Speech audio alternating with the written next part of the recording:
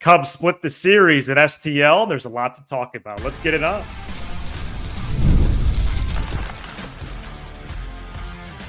You are Locked On Cubs, your daily Chicago Cubs podcast. Part of the Locked On Podcast Network, your team every day. You are Locked On Cubs, part of the Locked On Podcast Network, your team every day. Alongside Sam Olber, I'm Matt Cozy. Sam and I are lifelong fans, taking our passion into discussion with you on all things Cubs. Thank you for being part of the show and making us your first listen today. And the best way you can help us grow the show is to listen every day, like the video, and comment anything below. Today's episode is presented by Booking.com. Booking.yeah, the right stay can make you a fan of any city, even your rivals. Check out Booking.com for your stay today. Great to be back here on the show. Thank you so much to Sam Olber, my great co-host and great friend, taking over the show last week as my wife and I were in Colorado. First time out there. It was a fantastic experience, and it was honestly odd at first to unplug. Got used to it as the week rolled on, but great to be back and great to possibly be talking about the Cubs potentially climbing back into contention. We'll see as they split the series with the Cardinals over the weekend. 5-0 win Friday. That was their fifth straight win at the time. 11-3 and 5-4 losses Saturday, and especially that nightcap. We're going to unpack more this segment. 8-3 win Sunday. Cubs finished the first half, Sam, 47-51, and they're 8-3 since July 4th. It's good to be back with you, and let's get it going. You know, before the show started, I'm not supposed to do this, but I'll do it anyway. I just want to give a little peek into Matt. Matt dropped the Michael Jordan Space Jam reference when he said, like Michael Jordan was picking up a basketball, and he said, "Let's see if I still remember how to do this." and now he's back in. Yeah, weird weekend. Great to have you back. You know, it was a weird series. I think that's kind of a good way to describe it. I think the key to the Cubs' success is you and I checking out, because Saturday was the first day that I really dove right back into it.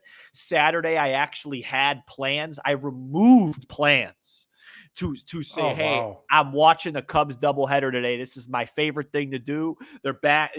They're close to being back in this thing, and I'm going. I did a watch along. 20 minutes in, it was 9-1. That's crazy. And then we'll talk about Saturday night's game in depth in the second segment. It looks like Friday was a tremendous performance by the professor, Kyle Hendricks. Yeah. As I tweeted, I thought it was one of my better tweets. Kyle Hendricks just rises to the occasion just one more time. In a Cubs uniform. He was outstanding. Offense did enough. And then Sunday was just a home run fest. 2 home runs for PCA, a major game for PCA and his confidence. Not only the 2 home runs, but a walk and tremendous defense. Ian Happ hit a home run. And then back-to-back nights, homers from the catchers. Miguel Amaya's had better swings lately. Thomas Doe with a homer, and Tyone was good enough. I thought Sunday's story was defense. The Cubs really played well defensively. You know, 5-2 was the goal this week, but it was the goal assuming you weren't going to sweep the Orioles. You wanted to get 3 against the Cardinals so you could gain that extra game against them, maybe get back close to the tiebreaker. It didn't happen. It was still a very successful week for the Cubs. I think Saturday night's going to be the game that stings for the week. But you know, they're playing really well. They blew out everybody. You know, I wonder what the run differential this week. I guess they had the blowout Saturday, but you know, the 3 games against the Orioles and the 2 wins in St. Louis were all 4-run wins and higher. So it was nice to see. And you know, Jed said it on the radio the other day, like the key that this thing can't get turned around until the offense plays up to its potential. And the offense is awakened now. Yeah, I like that description most of all, because that's my biggest curiosity, I guess would be the fairest way to put it, exiting this series is, well, what does Jed need to do or need to see in order to make the decisions he's going to make within the next 2 weeks, because now you have, despite the clunkiness of Saturday, you do have the 8-3 stretch now since July 4th. And I do have the run differential in that stretch, Sam, plus 29. Yeah. And that's really solid. That holds up. That's going to play. They're now down to -5 for the whole year. Right. And during this 11 games, they've had 0 close wins and 1 close loss. Yep. And that's something we're going to continue to unpack as the episode goes along. Really, the week moves along as well. You have a nice bounce back win Sunday that, for me, just personally, now there's some helium in the balloon. Yeah. Now there's at least some excitement for the first series out of the break with the Diamondbacks. So what you're saying is on Friday, when you and I are in Michigan, we're going to have to find a way to catch that 120. It'll be 2:20 Eastern. Well, at least like the first hour was going to be my proposal. Let's go somewhere, watch maybe till like 3:30 Eastern, and then we could kind of head back to wherever we could go to the beach, and I could crank up that baby on my phone. Oh, that's true. You know what but I mean? I actually do really want to do that. Okay. Horner, Bush, Suzuki, and Happ all have been great. PCA 2 homers Sunday. It's like, okay, let's go with him offensively. He's been so good on the defensive side. We're going to discuss Morel more this week, even though it's bothersome to me to do so. But sure. You have now pieces in place that you need, because Cody Bellinger is likely out until mid-August. So, the Saturday game, Sam, I know from a leverage standpoint, a clutch factor, we're going to get into more, but it is demoralizing because you're up 4-3 entering the bottom of the 8th and you lose. And that's happened 23 times now. That's literally almost 50% of their losses. They've done that. And so I think that's why it stings. That's why we're kind of stuck on that. But I hope overall that this 8-3 stretch can really be something that they can build on. And hopefully they've enjoyed this stretch, because 61 games were just absolutely brutal. 22-39. Of course, we're not going to forget that, but maybe there is an ounce of something here, and they can begin to climb whatever ladder this could be. Yeah, I think they did enough before the break where people are going to be ready for the first game out of the break. Yeah. And I think that's where it stands, and there's a lot of work left to be done. And we'll talk. I'm sure we'll preview those series. They're going to have to win the Arizona series. That has to happen. It's the only team that you even have a chance to have the tiebreaker with. You're going to have to beat Milwaukee. Then you'll go to Cincinnati. One of the things with the Cubs, Kansas City is before the deadline too. Yeah, and I think I could be wrong, but I think the first series after the deadline is 4 at home against the Cardinals. So very similar to last year with the Reds. During the deadline, right? Yeah. What I can't shake with this team is the 12-21 versus the Central. Ugh. That to me, this is such a mediocre division. This Cardinals team is a mediocre team. They should be better. Like Donovan's good, Burleson's good, but their pitchers, they're an average team, and the Reds are an average team, and the Pirates are a mediocre group. And to be 12-21 against them in Milwaukee is, yeah, and maybe they can't, and like they haven't been able to shake it. Yeah, and they should be closer to 500. But yeah, I think going forward, and this is a good maybe segue into the next segment. Also, just want to shout out Morel had 2 homers, but I want to shout out Nico Horner. He's picked up his game this last week, and he's one of the guys where, like, when he's playing well, usually we're winning. And he picked up his game. I think the key going forward, it feels like the offense is back, doesn't it? I mean, yeah, I think so. The middle of the order, I mean, Bush and Happ and Suzuki are all hitting. The Bellinger thing's tough. Hopefully he comes back earlier than what you just dropped. Yeah. But the key is going to be, do they have with with Hodge and Miller and Leiter and Lopez and Neris, Little being out really hurts. Do they have enough? Because you can't blow out everybody. Do they have enough to close down games before the deadline? Because I don't think they're going to make an acquisition before then. So I don't think so. And perhaps there is some reinforcements coming. We'll get to that in the last segment of the show. Before that, we are going to talk about the high leverage situations, performing in the clutch, maybe on the mound, but certainly at the plate as well. And we're going to do that next. Today's episode of Locked On Cubs is brought to you by Booking.com. Yeah. With summer travel heating up, especially travel for baseball games, it's time to explore those U.S. cities you always secretly wanted to learn more about. Yes, we're talking about your rival cities. Now, I don't want to secretly learn more about St. Louis, but that would have been a fun weekend and a fun ball game to go today. It was really hot, but I'll sit through heat to watch the Cubs hit 19 home runs. With hotels, bed and breakfast, vacation rentals, resorts, and so much more on Booking.com, you might just find your perfect stay even in your baseball rival city. From hotels that look over stadiums to family-friendly resorts, Booking.com has so many choices across the U.S. for your summer travel this MLB season. The right stay can make you a fan of any U.S. city, even St. Louis. Book today on Booking.com on the site or in the Booking.com app. We are also brought to you by Supply House. Get supplies from the site that's made for the skilled trade, supplyhouse.com.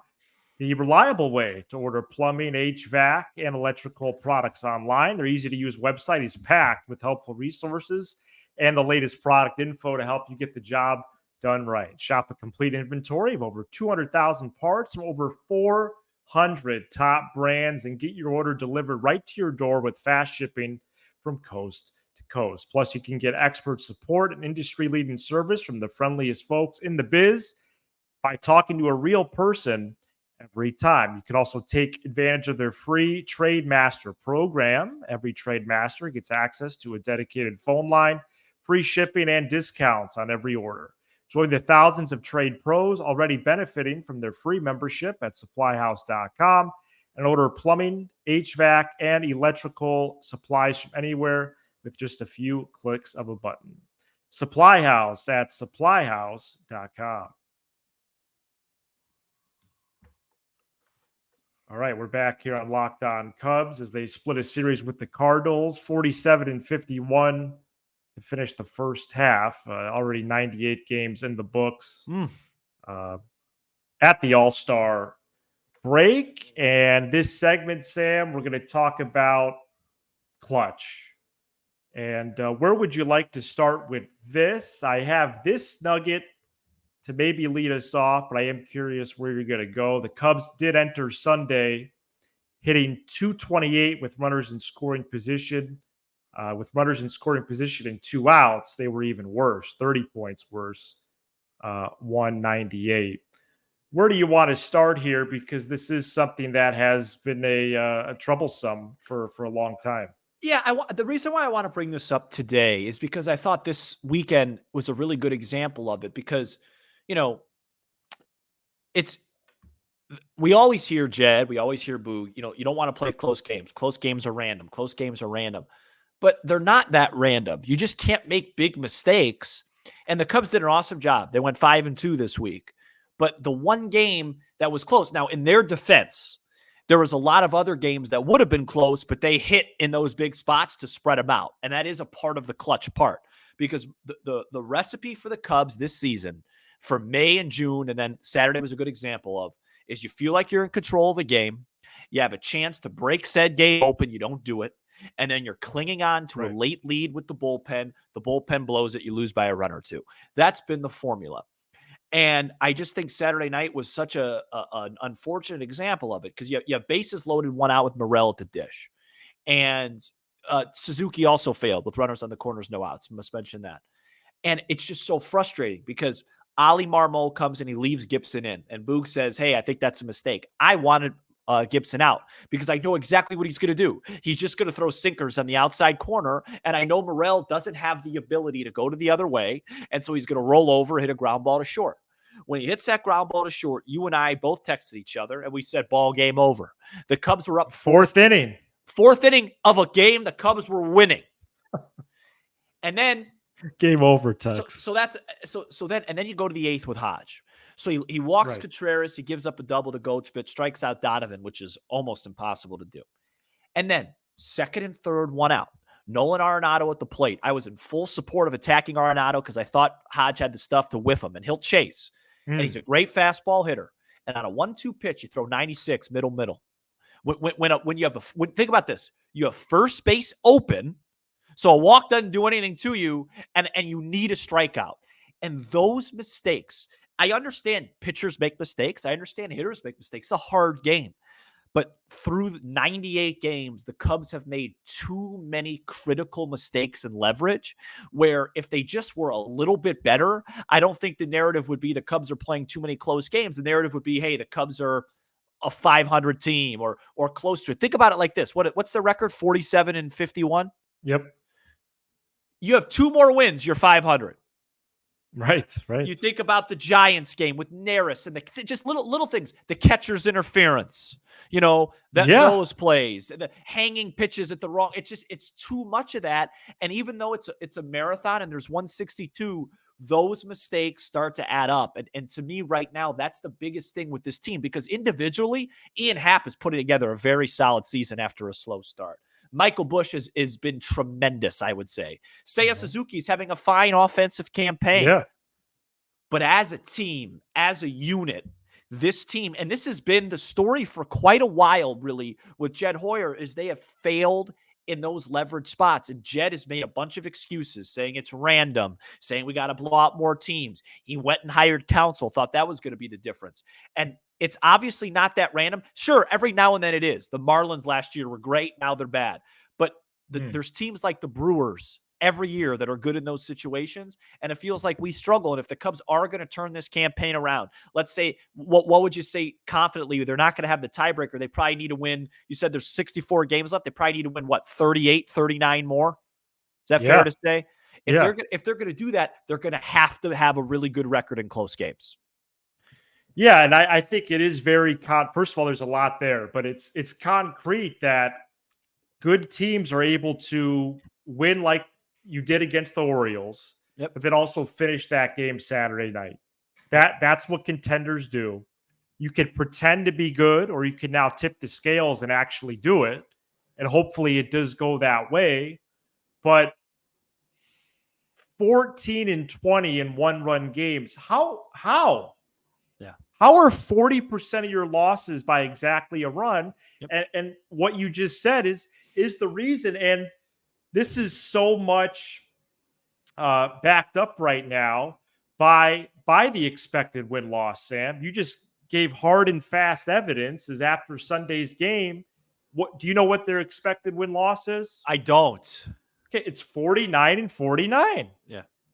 So they should be they should be 2 games better. I mean, really, they should be. You can make a case that it should be more than that. Well, but let me just interrupt you for 1 second. I'm sorry. Yeah, let me just interrupt you. There's 2 things to that. First of all, when they score 4 runs or more, they're really, really good. They don't score. They haven't scored enough runs. That's starting to change. And secondly, you just see the value of a lockdown closer. The Cardinals are 4 games better than you for one reason: Helsley, their closer. Wow. If Adbert Alzolay or Neris was pitching, the way we thought, we'd have the same record as St. Louis. Go ahead. Sorry. So you have that part of it, and we're going to talk about that even more later in the show. But even before you get there, I really am bothered by what they do in the box at the plate. Yeah. And for 61 games, they averaged 3 runs. So, of course, they were awful with people on second and third. That's the main culprit of the whole fertility. Yeah, what was that? You just couldn't score. And, yeah, I hear what you're saying. I do wonder, and I guess I can't help myself because I do want to do not a whole episode on it because I don't want I've been making a lot of strides with my health. And so I think like a lead of a show this week on Morel would be good. Yeah. But you say he doesn't have the ability to do it. It's like, well, why? Yeah. He should be physically capable.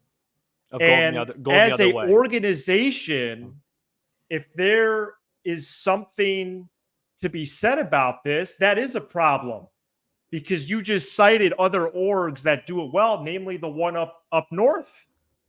Yep. And so what adjustments can you make so in those moments you can actually come through? With Morel, it's so easy to spot. A high school freshman could spot it. He did it again Sunday. Man on second, no out, 6-3. Yeah. What is that? So yeah, I think it's good to bring up. One thing I did want to ask you retroactively, Please. you did such a good job with You don't have the to. five shows. You don't have to patronize me. What part offensively, Yeah, was a main source of the Cubs outscoring the Orioles 21-2? clutch hitting. There you go. So you just answered your own question. Well, actually, it was your question. Right. I'd like to say something right now that's maybe the most important thing I've ever said on this program. This might be the first show we've ever done where I'm more tan than you. Wow. So I know that's off topic, but yeah, I just can't really tell. It just feels like I have a little bit more color than you do, dude. Yeah, maybe it's more on my arms. The clutchness is not good. It's been better this week. I said it on my watch along on Saturday. The Chicago Cubs are World Series champions because Tito Francona, who's a Hall of Fame manager, walked Anthony Rizzo. Ben Zobrist came to the plate. Ben Zobrist is made for that moment. He's made for it. When he stepped up to the plate on that November 2nd night, 2016, I looked at my two friends. I go, that's a big mistake. This is the guy we want up right here, right now. We just don't have enough of those guys. And to be fair, you can't have a team full of Ben Zobrist. You got to have the Chris Bryants. You got to have the heavy lifters that hit home runs. And I think that's what Christopher Morel's job is. And he hit his 18th, and that's 17th and 18th today. But there's got to be a little bit more. And it's not just Morel as a team of being better. And then the relievers, like, we know the recipe of winning a World Series because we all remember when we won it 8 years ago. You had a little clutchness with Zobrist. You had great starting pitching, but then what did you do at the deadline? You went and got a shutdown guy. You need that. And I think, we said it. We said it for a while. This team feels like they're missing two major pieces. An offensive star and a guy that you hand the ball to in the ninth, and it's 3-2 in St. Louis, and it's a Saturday night, and you go, hey, you could order the Uber. Let's wrap this puppy up. You can order the Uber. Let's go. Hey, Sam, you sure there's 3 outs? Oh, I'm sure. Yeah, you know that guy Burleson? It's going to be good morning, good afternoon, and good night. 102. Hey, hoo-ah. Right, because occasionally those guys will have a clunker too, but yeah, right. But the confidence meter is just so it's night and day from where this roster is. The difference with those guys is it's a surprise when they blow the save. Whereas right now, it's a rarity. Right now, it's a surprise when we hold down a 1-run game. Well, let's talk more about the bullpen brigade down there and a little bit on Council's management of that, especially this weekend. We're going to do that next. Today's episode is presented by our great partner at Game Time, which is now an authorized ticket marketplace for Major League Baseball, which makes getting tickets even faster and easier. Prices on the Game Time app actually go down the closer it gets to the first pitch with killer last-minute deals, all-in prices, views from your seat, and their lowest price guarantee. Game Time takes the guesswork out of buying MLB tickets. The experience of searching for and then buying tickets on Game Time is simple. Plus, Game Time is the only ticketing app that gives you complete peace of mind with your purchase. See the view from your seat before you buy so you know exactly what to expect when you arrive. Download the Game Time app, create an account, and use code LOCKEDONMLB for $20 off your first purchase. Terms do apply. Again, create an account, redeem code LOCKEDONMLB for $20 off. Download the Game Time app today. Last-minute tickets, lowest price, guaranteed, with our great partners at Game Time. last segment here on Locked On Cubs, as this is the final episode of the first half of the season. And we are going to finish out with some bullpen discussion because it would be nice to have a shutdown closer. And there's plenty of time to talk about how the Cubs can really firm up their position as whatever they are entering the second half. We're going to do that later this week. But I thought, Sam, these last, especially 3 games, but really the second to last game of the first half, Saturday night, to me, and I know you're going to have something on Amaya's game calling, which really has been an issue most of the year. But why is Porter Hodge expected to get more than 3 outs on Saturday night? Because remember, he actually finished the 7th inning. Yeah. I just thought Smiley, Miller, and Leiter all could have went longer. Okay. And I was okay with Hodge in that spot. Yeah. Jorge Lopez has pitched well in the Cubs uniform so far. I don't think that's his spot. No. I just thought it should have been a domino effect. Well, if Smiley went a tad longer, or Miller, especially Miller, and then Leiter. I just thought that trio was maybe in it to finish the game and not even get to a Hodge or even a Neris. Yeah. So that was my takeaway there. I think right now in Council's eyes, before the little injury, the high leverage guys, it was going to be Little, Hodge, Neris with a sprinkle of Tyson Miller. So I think Hodge is his guy right now. Ty and I talked about this last week. I think the Cubs are in this middle ground where they're not, and it's a really, I think, a big reason why they're at where they're at, is the Cubs are not a good enough team talent-wise to develop young players and be in win now mode at the same time because they lack superstars, right? But right now they're kind of trying to do both. They're trying to make the playoffs, but they wanted to test out Morel at third base and see if that would work. And now they want to give Porter Hodge and Luke Little before his injury a shot and see if it works. And I just think that's what it's going to be. And I'm fine with it because the guys that they've given the shots to haven't delivered. I've seen enough of Drew Smiley in the highest of leverage.